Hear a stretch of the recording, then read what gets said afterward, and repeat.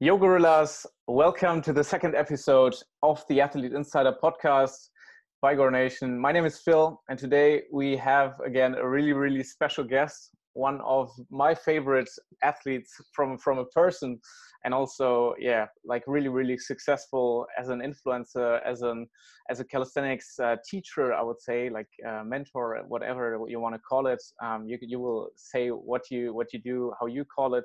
But Eric, with over 300,000 followers across social medias, extremely successful for me. Really a role model, but not only for me, but for a lot of people in the French speaking community. You're doing your videos mostly or only in French. So I'm really happy to have you here today and to be able to interview you. Well, thank you. Thanks a lot, Phil. Hi, and thanks a lot for this kind introduction. I feel honored to be able to speak with you, which I always like since we've known each other for a few years now. So yeah, very pleased to have this conversation with you today. Thanks. Awesome. So you're on a birthday party and somebody approaches you and you don't know this person and that person doesn't know calisthenics. How do you explain what you do and who you are? What I do and who I am. Well, generally, I try not to say all of this to people I don't know. But if I had to, I guess I'd say that what I say generally is I'm doing videos on YouTube because that's an easy way to understand it. And then they ask me, "Oh, well, what about them?" And I say, "Yeah, it's bodyweight training videos, how-tos, tutorials, as well as videos on nutrition and personal development in the global sense of it." That's generally the three main topics that I would think of when I have to describe my content, which is generally on YouTube. I also have Instagram and all of this, but that's what I am mostly doing. A YouTuber, as someone would like to call it, and yeah. That's about it. Bodyweight training, calisthenics. But calisthenics is not really a word we use in French. We say street workouts. That's the French way to say. So I generally say street workout, and when they start telling me about CrossFit, I stop them and I explain, the differences, and it's more about general bodyweight training. Yeah. Yeah, that's like a weird thing because in most Spanish countries, it's called calisthenia. Without H and with A written at the end. And most of the world, I would say, like, it's calisthenics. In French-speaking countries, it's mostly street workout. Yeah. It's too bad because I like calisthenics better to describe what I like to do, because for me, calisthenics is more about everything you can do with your body, moving it into space, whereas street workout is more like a sport with regulations, federations, rules when you want to compete in street workout. For me, there are street workout competitions and the world champions, but there are no calisthenics competitions per se. Well, that's how I see it, though. But it's difficult. I'd rather use this word in French, but it's not understood very well generally. Okay. You're quite inspiring person, not only like for me, like I said, but for a lot of people. And you're living the dream of a lot of adolescents, a lot of young people, being a YouTuber, making a living from it, and being able to make your passion to your job. Like, how do you see this? What is your life like right now? What is my life like right now? I'm not sure. It's very well, there are good sides and worst sides. I guess my life is pretty boring. Actually, it's very boring. It depends how you see it. I can do what I want whenever I want, I guess, because I don't have a boss. I'm working from home, which is pretty, doesn't change too much for me regarding the current situation. I'm always working at home anyways. And I spend most of my time between working, my private life with my girlfriend, and working out. Basically, that's everything I do besides eating and sleeping. So it's a lot of work. it's a lot of time spent in front of a computer. That's basically my day. So it's pretty similar to some other jobs where you spend most of your time sitting in front of a computer. I'm not spending all my days filming videos and talking to people. It's mostly, you know, administrative stuff from what I see. I spend maybe, I don't know, 5% of my job filming things. So YouTuber is not exactly, from my point of view at least, the dream job that it can look like. But it's very nice, and I'm doing it because I like it, obviously. But it's a lot of work, and work includes a lot of things you don't really like or you don't really want to do, but that you still have to have done either by yourself, which is always yourself doing them at the beginning.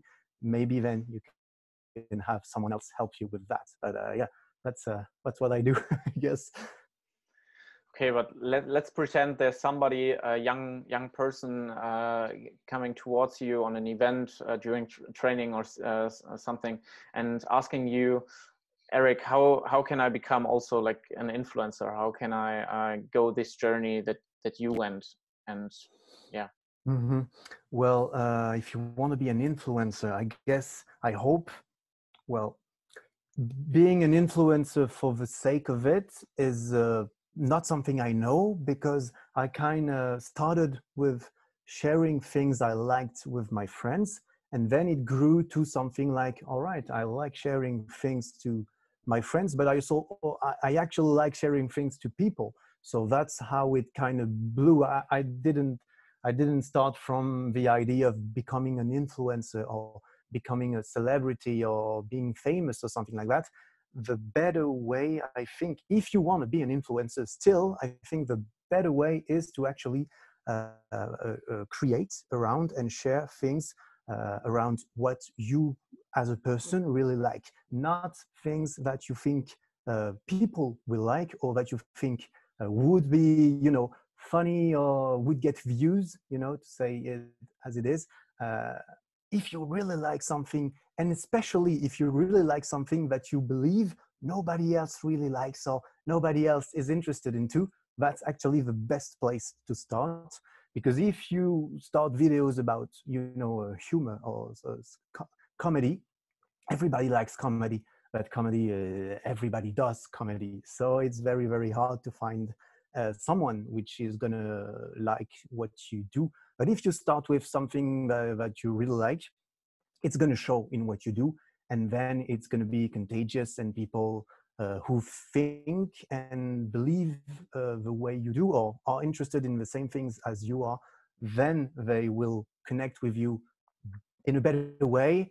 And yes, you will start slow and small, and you will not have, you should not be an overnight success. I think it's probably unhealthy when it really happens, and it very rarely do happen. I mean, it's like winning the lottery.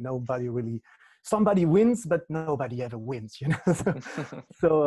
So yeah, that's how I see it. You really start very small, start very slow, focus on what you like, just do what you like, and try to connect with people who like the same things, and eventually they will tell a friend, and then you will influence all of them in the end, I guess.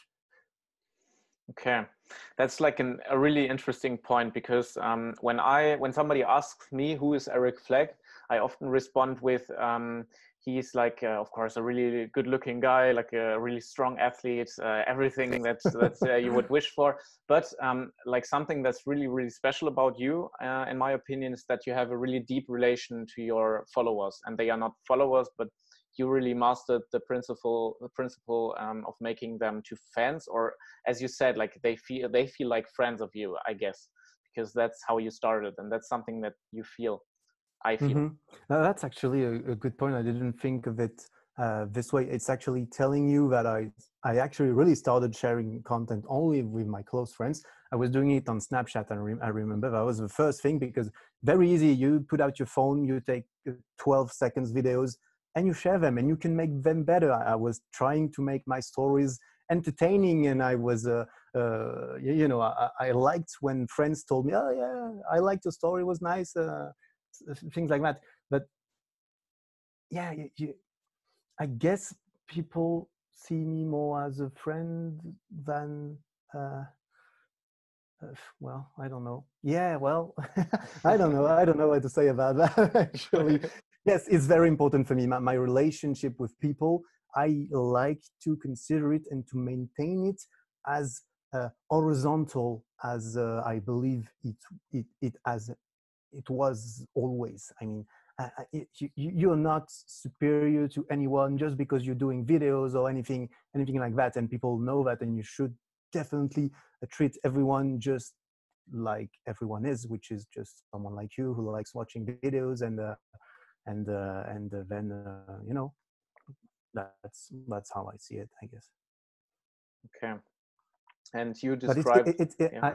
I'll just bounce on something you said, because you said it twice. So now I have to, I have to say it. You said twice that I am an athlete, and it's funny because I definitely do not consider myself as an athlete, because for me an athlete is more like someone who competes for Oh, you competes. never competed? No, actually, not really. I There are never really YouTube competed. videos, I Now, guess. what? There are YouTube videos of you competing, no? Well, yeah, friendly matches, let's call Ah, them. I don't know. Yeah, I'd like to think of myself more as somebody who likes sports than an athlete who is really all more about performance. Because for me, creating content is well above getting better in my sport. That's why I believe I'm not really an athlete, which for me, an athlete is maybe uh, sounds a little bit too professional to me, but I guess it all depends how you see it. But I like sports, and I like sharing content about it, and I guess saying this is also a way for me to protect myself against people who are way better than me at all of this, and who would like to point this out, like, oh, this guy is successful, but I'm way better than him at the sports he does. So why is he more successful than me? And this is a way, because I am not competing against those people. I am creating content. I am not trying to be world champion or something like that. So for me, that's an important distinction in my mind, at least. okay.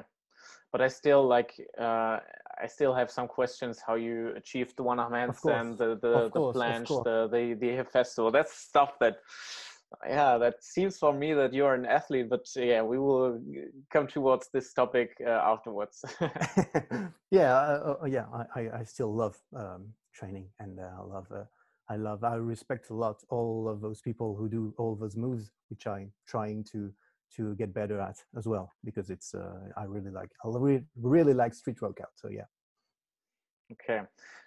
So this your love to content producing and to street workout. I think you had some decisions to make in your life to get where you are today. And something that I had present in my mind was the decision to, after your studies, to the decision, even if you go the corporate way or the self-employed way. Do you want to tell something about it? Yeah, I completed my studies in finance. It was maybe 3.5 years ago now. Yeah, something like that. And right after that, I decided to try my luck on YouTube.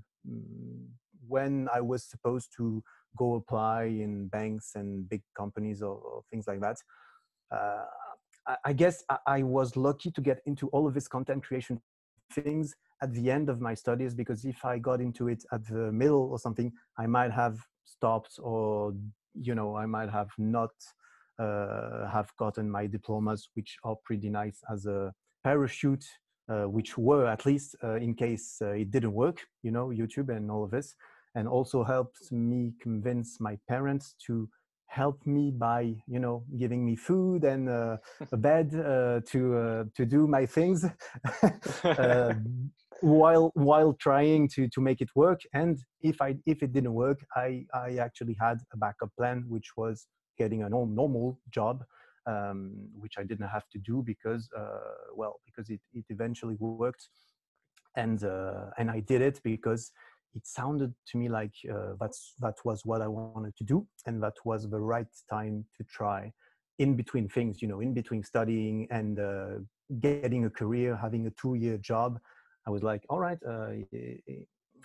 everything that I'm risking is mostly time, since the situation and financial situation with my parents was all right. I guess I'm just going to give it a year, see how it goes, and yeah, here's how it went. That was 2.5 years ago now that I'm doing this. But I started doing it as my full-time job from the first day. For me, it was really a job from the beginning, which I had to treat as a job, had to treat myself as my own employee, which had to go to work every day and all of this. Because if I would have considered it as a hobby, just in between partying or stuff like that, that would have never worked. And regarding my parents, I felt a lot of pressure to actually, deliver on what I told them, to convince them to support me. So yeah, well, that's about it. And what since then was the most satisfying moment? So maybe do you have like a key scene where you thought, yeah, that's why I did it? Why I did it? Or just what did you want to say? Well, what I wanted to say, one key moment from those past 2.5 years was the time where I could move into my own place and support myself completely financially and regarding every aspect of it.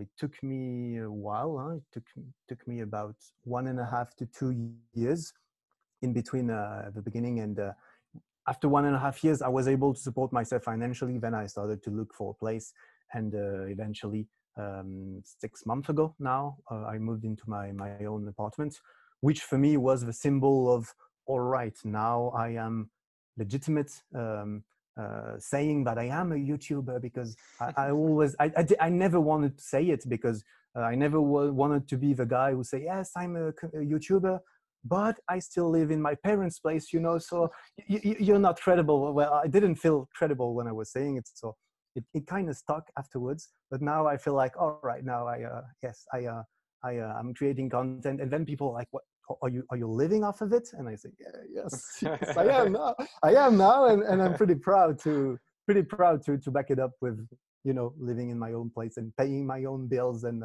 all of this. So yeah, that was a key moment for me. Awesome. Yeah, I can totally relate to this. I suppose. Yeah. And yeah, what was like the small Eric, the I don't know, 10-year-old, maybe 8-year-old Eric? What did you want to become as a child? Oh, it's a fun question. I haven't answered that anytime. What did I want to do? I don't really remember. I think I wanted to be a teacher at some point, a French teacher. But then my mom have this theory that it was just because I was in love with my French teacher at the time, So I actually don't really know. Okay. I never really wanted. I never really wanted to be a content creator, I guess, because it was not really a thing back at the time. Social media was not existing. I didn't know. I kind of followed this regular path. My older brother actually had the same path. He did the same studies and everything. My parents also went to university. For me, it was just like, all right, I have this path. I'm kind of supposed to follow it. I'm gonna follow it because it's the best option. It's also the best option by default, because I was not especially passionate by finance or business or something like that. I remember very, very young. I'm not sure it's really known about myself, but I did my first videos maybe 12 years ago or something. because there was this thing on Dailymotion at the time, YouTube a little bit, very big YouTubers in French now, Norman, Cyprien, some very big YouTubers with over 10 million followers now. They were just starting their videos back at the time, and I was watching them, and they had this very small success, you know, but still something to be noticed. And I was like, wow, I want to do some funny videos as well, and it sounds fun. And we actually did too with my best friend, and then we gave up. But they are still, I think, on Dailymotion, very old, I was a teenager, and that's how it started. Then I kind of threw it at the back of my head, waited for maybe 10 years before daring to try again, and then that was it. But yeah, it's funny because I had this idea a very long time ago, but then it was very easy to make myself believe, and it's still hard today to make myself believe that I can do this, that I'm you know, this imposter syndrome, or I don't know how to say in English, this feeling that you feel like you who are you to talk about this? Who are you to do this? Why people should believe you? That's what I was always thinking, and I was like, well, I'm not funny, I'm not muscular. Why should I even start thinking about telling people how to do it, or thinking that people will care or something? That was hard to fight against that. But I guess it's the same feeling for everyone. And do you have it still today? Sometimes? Yes. Yeah, of course. Yeah, it's always, it's, I guess with the years and with the experience, you grow into self-confidence about what you do. Of course, you get more external validation as well, if that helps. But yeah, it's still harder for me sometimes when I think about it to feel like, yeah, all right, why me? Why? Why? Well, you know, but that's also why it's easier to stick with what you know and what you do and what you know about. And it's harder sometimes to expand to maybe different content or things that people are not used to see you do. And that's why sometimes YouTubers kind of burn out or kind of don't like what they do anymore, because they would like to try something else, but they don't feel like it's going to be successful, or people are going to like, or people are going to care, or yeah, it's I think it grows, you know, it shrinks over time, but it's always there. Yeah. Okay. Yeah, but that's great to hear, because it's another example. You don't need to be perfect to start, because like even big names like yours, they still have these doubts, and they still execute. And in my time in business now, I just saw that everybody has some doubts, everybody has some problems, etc. But these who execute nevertheless, and who just overcome that fear or that problem, these unnecessary thoughts, these are the ones who really reap the rewards and get the attention. Mm-hmm. And especially regarding content creation and things like that, because I get asked questions sometimes about, oh, that's a DM on Instagram. I get a lot from generally younger people who are training and interested in calisthenics and all of this, and they tell me things like, oh, Eric, you know what? I want to start my Instagram account and become an influencer, but I'm going to wait to have the planche or the front lever or something impressive before I start. And then when I see that, I answer them, and I answer, start right now, because what people want to see is how you actually got to the things you believe you need before starting. I would much rather see someone start very slow and you know, get stuck on the tuck planche like we all have been, get stuck for a long time, and then see how we actually managed to progress from this, and to see the before and after. people love transformations. That's why it's very popular kind of videos on YouTube, for example. But about performances or about aesthetics or things like that, people love to see the journey. The destination is actually what people think is the more interesting to see. But no, we like to see how it's been done. So that's why I say to those people, just start, just do it. Don't overthink. Should you do 8 or 9 push-ups every day? Just do your push-ups. Don't even count them at the beginning if you don't want to. It's not important enough to keep you from starting right now. And that's a very important thing to try to understand at the beginning, but it's very difficult at the beginning because we feel like we should be better to talk about it. That's true. Like videos that a lot of people like on your YouTube channels are about experiments, like about habits, life changes, like the minimalism video or the Wim Hof method, etc.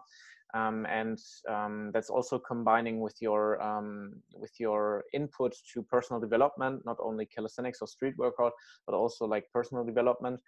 What were the habits, or what are the habits that you do still, that you stick to and that you still like? Regarding a content creation point of view, in all my experiments, well, every experiment I did on YouTube, I never consider those experiments as entertainment videos, because I was not doing them for them to be successful. I was first doing them because I was interested in actually doing the experiment for myself, and then the content creation around it made it even more motivating for me and nice. But I kept something from every experiment I did. I actually did 1 month vegan. That was the first experiment I did.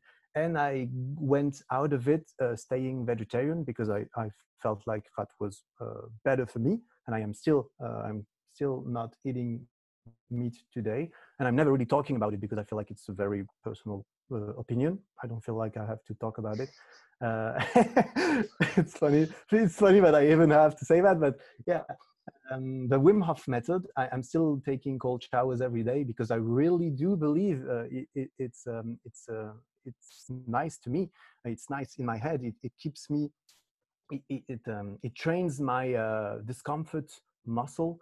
It trains the habit to actually endure things that are uncomfortable, but there's a lot of uncomfortable things we need to do in life. And if we train ourselves to disconnect emotionally from it, like actually pouring freezing water on yourself, you are doing it. You are actually, nothing, and you don't have to do it. Nobody will know if you're taking hot showers. Nobody forces you, and there are probably some health benefits, but for me, it's just bonus. The psychological aspect of it is much stronger, which you actually decide that you are doing this to yourself just because you're gonna go out of it better. And well, also it helps starting the day, feeling all warm afterwards and all of this. And this I'm still doing. The minimalism thing I still try to apply to what I do, because that's the way I think about things. I don't think more is always better. Definitely not. But that's just things I'm mostly doing this experiments actually, selfishly, just for myself. I'm just doing them for myself. That's why I'm not jumping on every experiment that would be very popular on YouTube, or that I believe sometimes are kind of silly. But yeah, I'm just documenting those things, and not trying to say that this way of living is better than any other way. I'm just sharing what I'm trying to experiment for myself, and what I keep, what I do not. And yeah, very, very nice experiments, I think, for me. Nice. I can just recommend them. Do you have English subtitles or On some of those some? videos, some of my videos I have English, sometimes maybe even German, but Oh, I would need to find someone to help me with the subtitles because English is very requested, and it helps for the discoverability of yeah. the videos as well. So sometimes, Yeah, maybe like some of your French fans are listening to this, and hmm, somebody's like really, yeah, actually, yeah, really it's interested in English and really well in it, and will contact you for the subtitles. that would be nice. I would pay, just so you know. Perfect. Let's come to your calisthenics moves. Yeah, how did you become such a great athlete? No, I'm just joking. I'm saying this to provocate you, but yeah, like still, I'm thinking. I'm always impressed how somebody with your height, with your weight, does a Hefesto. That's something that I admire, and also like your hand balancing skills, your straddle planche, stuff like that. I really think that it's great, and also like. The question that I have: what do you see as your signature move? What's your favorite calisthenics move? Well, it's a pretty obvious one, I guess. My name is Eric Flagg. Well, the name I chose for myself publicly, Eric Flagg. The human flag, is the first actual calisthenics move that I taught myself, because before than that I was weightlifting in the gym for a few years, and in between my transition between weightlifting and calisthenics, that's the flag that kind of drew me from one side to the other one, Wow, to the uh, dark side. to the dark side of the body weight force, But yeah, that was the first one. I got it in maybe 6 or 7 months. I remember, and then I got very into the handstands. I love handstands a lot. Those are probably my, I guess handstanding is my favorite move, because because it's nice. It's not that tiring once you get to know it a lot. So you can do it a lot, all the time, every time, and you're never done with it. Unless you're some Cirque du Soleil acrobat, which can do stuff on one hand for half an hour, then you have long time ahead of you to train this. So I think handstanding is what I prefer. But Eric Flag and all of this. So yeah, I like the human flag as well. And how did you learn the human flag? You did fitness before, like Yes, I did fitness, but fitness doesn't really general weightlifting doesn't really prepare you for all of those straight arm body weight exercises. So that was something very hard for me, because most people that are very strong, most weightlifting guys that are very strong, they can generally do pretty well at the human flag, because it's if you're very strong, you can do well at that. But it's difficult to do well and keep your arms straight, because you really want to bend them because it's easier. yeah. So I struggled a bit with that, and yeah, I'm a very progression type of guy. I like having my 10 progressions to get to the human flag. So I really decomposed the thing, doing tucks, doing jumps, doing negatives, a lot of negatives. That's how I got my human flag. Straddle, one leg, all of this that I saw on YouTube videos, I guess. And that's very effective. And I also, since I was lifting weights for 6 years, I had some strength, because at the end I was really into, even as I was weightlifting, I really loved those moves. So this really help you with calisthenics and strength moves, because it just brute strength in chin-ups and dips really helps everywhere. So I also almost had the back lever the first time I tried, And I had a straddle, banana straddle back lever. This is really horrible to look at, but it's somewhere to start. And I was pretty proud, and it keeps you motivated to have some moves you can show your friends at the beginning. It's pretty nice.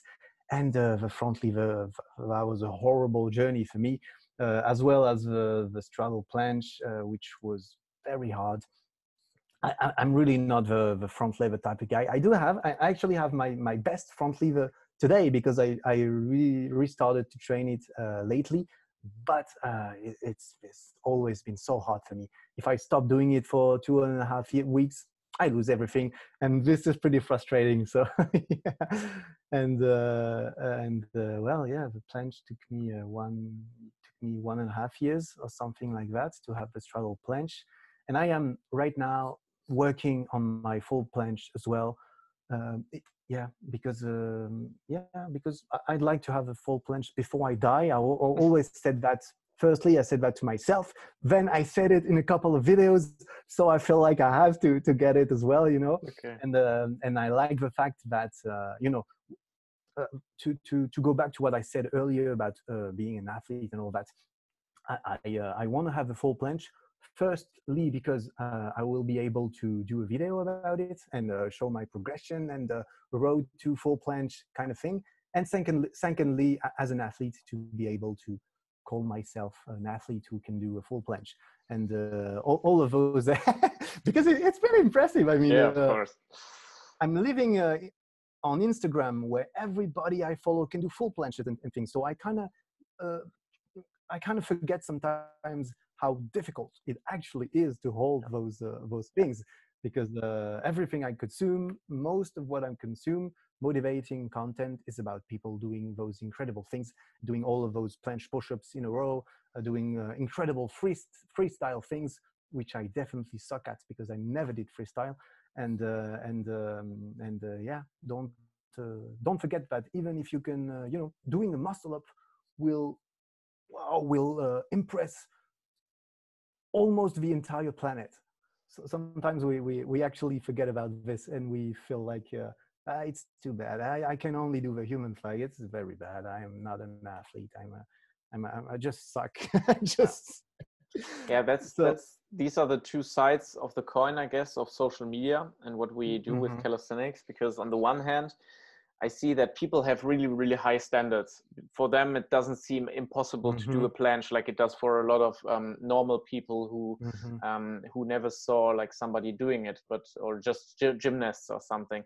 But on the other hand, it gets normal. It gets the appreciation is not there anymore, even though it's a move that only a few percentage of 1%, like a really, really minimum part of the population will ever be able to do. And that's the danger, and also the reason why a lot of people advance. At the same time, it's exactly why so many people can do things like that, is because they saw it on Instagram, so they know it's possible. So somebody's able to actually kind of teach them how to do it. So that's the beauty of it. Without Instagram, I feel like without social media, I feel like calisthenics and street workout would be so unknown, really, really unknown as a sport. And I think we have much more to thank social media than we have to despise it regarding this sport, at least. That's true. Like something that I see a lot of people are just working out at home and not calling it calisthenics or street workout, but just doing bodyweight training in front of the TV, PC, whatever, just in their living room. These are a lot of people who are not touched by social media, who are not inspired by social media for these, and they just work out for themselves. They have like low standards. If you can do like 20-30 push-ups, that's already good. And it is, yeah, of course it is. Like, it's not bad, but it's a totally different standard than we have. It's definitely all about the reference points and the benchmarks that we put for ourselves, and it's good to have higher standards. I guess it pushes you on the top, but at the same time, don't beat yourself up too quickly either. Yeah. Wow. That's like for me, I always name it for myself. Always be happy with what I have, but I never be satisfied. Satisfied. Mm-hmm. So I always want to be happy that I can do I don't know, a handstand push-up or like a handstand hold. Let's say that I want to be happy with it, even though there are people doing it on one hand and doing push-ups at the same time and reading a book on the other hand. That's what you see on social media. Yeah, you do see that. And but I still want to never stop developing, and I never want to stop growing and going after these high standards. So this is Mm-hmm. that's what's really important. Mm-hmm. Yeah, I agree with you. It's something we need to yeah, address it within yourself. Just what's, well, yeah, just try to keep a balance in between what you really like, enjoy, want to do, and what you feel like you should be able, or what other people are actually able to do. Okay, well, if somebody approaches you and tells you, yeah, I want to make progress in calisthenics, and you just have like I don't know, 5 sentences, 2 or 3 minutes to explain him, what do you say? They want to progress in calisthenics. For a beginner, I think I would tell them to get a program anywhere, some kind of program from a source that you feel like is reputable, credible, anything. Could be your friend, could be on the internet, on some dark forum, could be something you buy, could be a book, could be anything, but find a program and don't jump all the time from one program to the other one, and do the actual program. Yeah, you need to find it, to buy it, to anything, but you need to do it as well eventually. And when you start doing it, keep track of what you're doing, because if you want to progress, you need to actually progress. And if you want to know if you progress, you need to measure just enough so that you know if you actually moving into the right direction. So if a program says, yeah, today you're going to do 3 sets of your maximum of push-ups, and you do it, and all the time you actually do it, well, it's actually a bad example, because if you have something that pushes you all the time to do your max, you're probably gonna progress even if you don't really know what your max is. But sometimes most of the times you find programs where it says do 3 sets of 10 push-ups. So you do your 3 sets of 10 push-ups, but maybe you can actually do 15 push-ups. So you're not actually pushing yourself beyond what you capable. So your body is not going to adapt. You're not going to gain much strength, much muscle.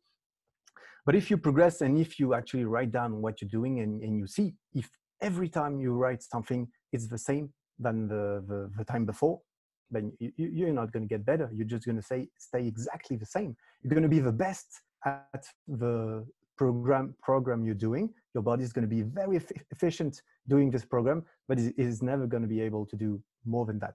So find a program, do it, track it, and be sure that your numbers are going up, or the exercises are getting harder, or the weight you put on the bar, if you're doing a weightlifting program, is going up as well. Sets, reps, all of this. Some things should go up, and that's when you know you're going to progress. And that's what I would tell him. But first I would say him, it's going to take 5 minutes, not 5 sentences. So stay with me. I'll explain it to you. and here we go. Yeah, I think it's too late. I think he already walked away. So what is the hardest move you've learned so far? Hardest move, I think it's the Hefesto, definitely. I'm not sure how to rank the Hefesto against the one-arm handstand, but I believe I'm better at Hefesto than I am at one-arm handstand, which I can sometimes hold for 3-4 seconds, but it's not like I control it very much of the time. Hefesto, I can actually do it every time. Well, since I've done it pretty much every time I tried it again, I could do it. And last time was a week ago or something. But I don't do that very often, because it's horrible on the wrists, really horrible. It's really not good for my body, at least my body doesn't really like it when I do it, but that's probably why I'm proud, because it's pretty hard. It was very painful to learn. I had to do a lot of negatives. I did a lot of assisted work with elastic bands as well. And yeah, I guess that's the hardest one I can do. And I'm working on the full planche, which in my mind at least is harder. But well, still a long time to go. Yeah. How heavy and tall are you?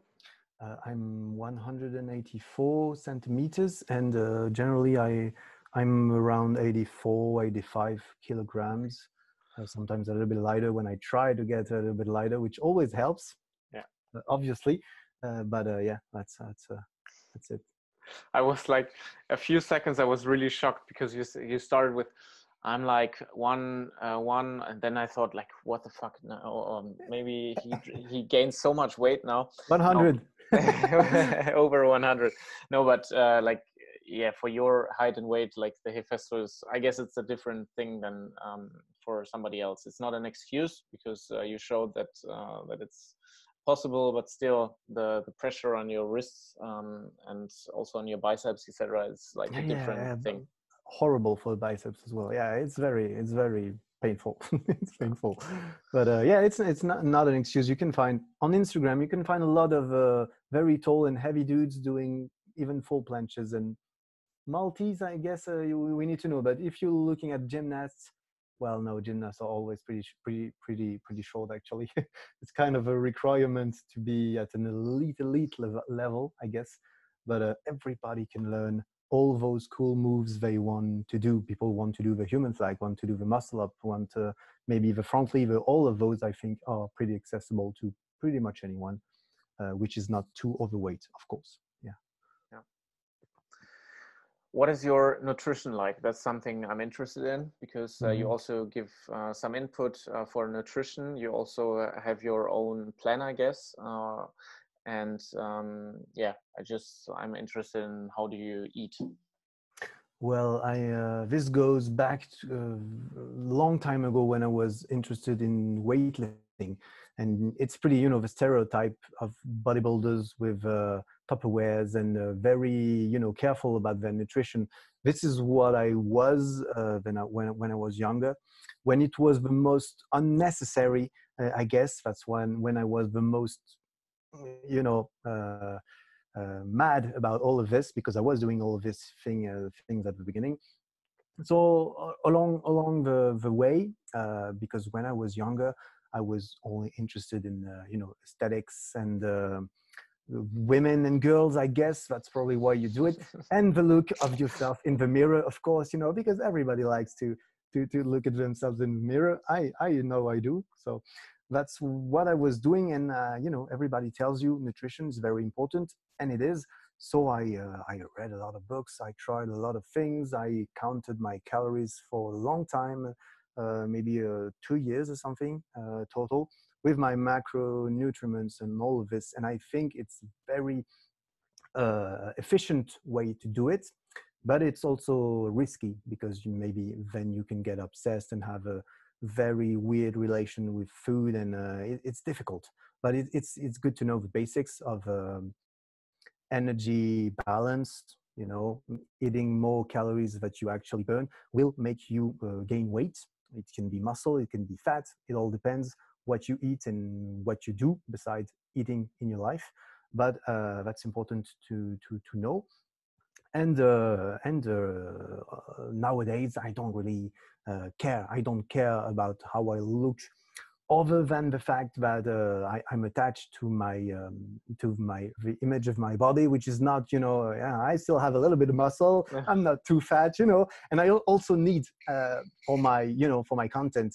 I cannot be the guy who teaches people to do stuff if I look like shit. So yeah, for the thumbnail, it's important. Yeah, you need good lighting, good pump, and a little bit of muscle, to have good thumbnails, and thumbnails are very important, as well as it's Instagram, of course.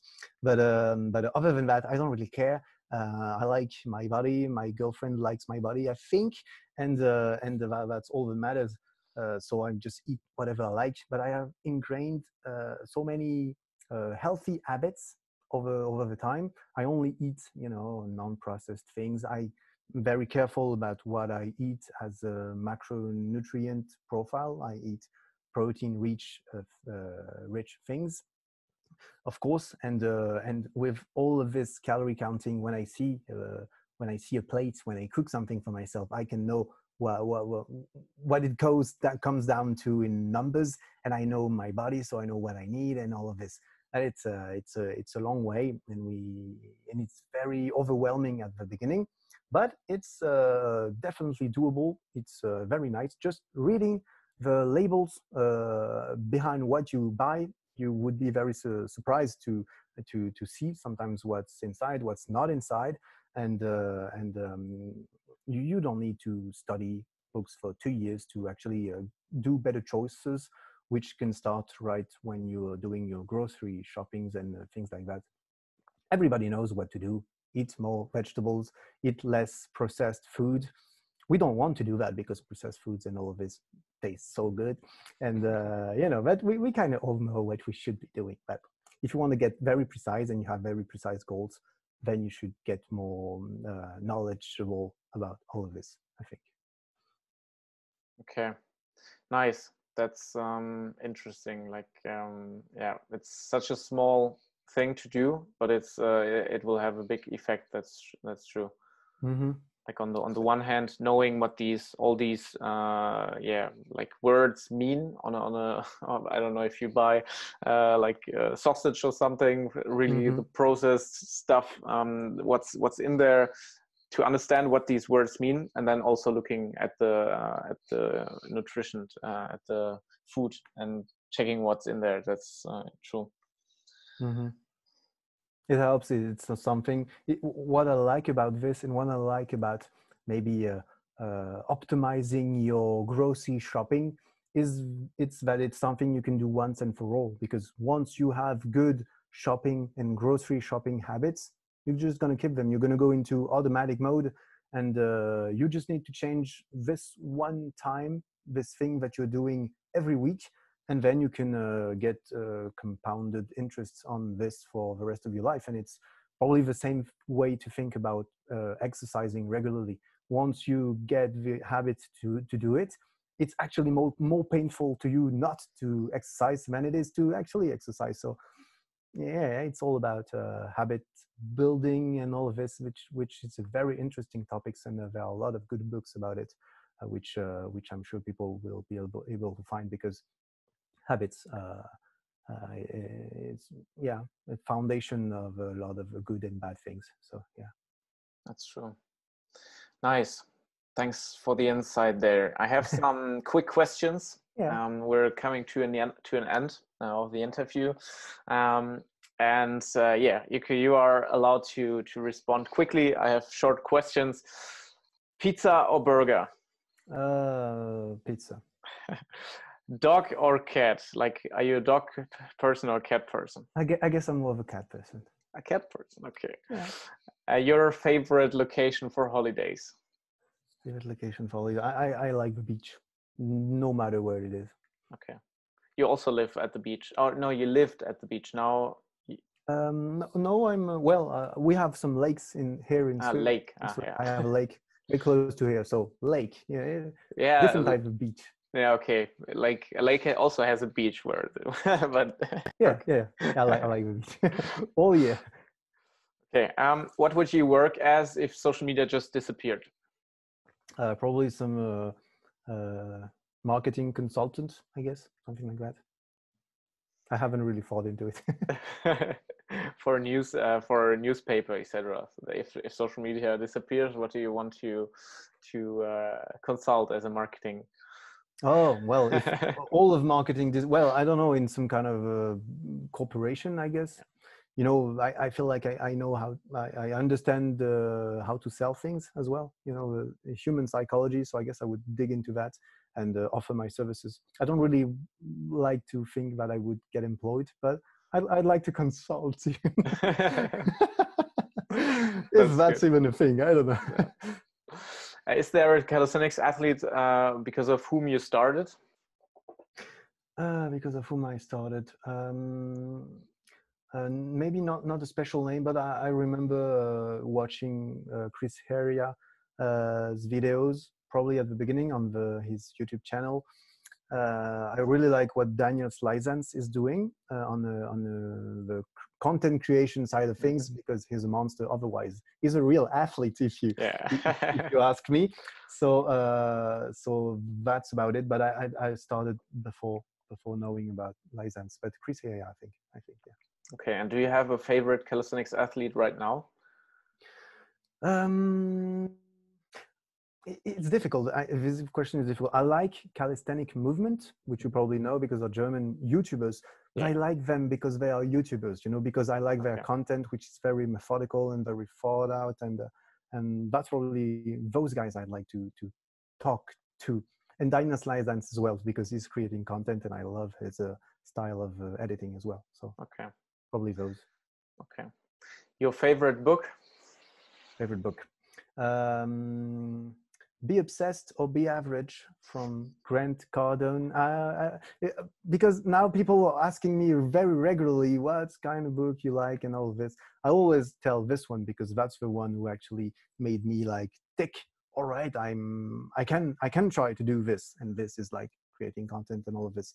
That's the one I would like to recommend, even though it's more like a business selling book. It's nice. I liked it. Okay. And dynamics or statics? Statics, definitely for me. Even though I like to think I will go into dynamics sometime, but statics for now, for sure.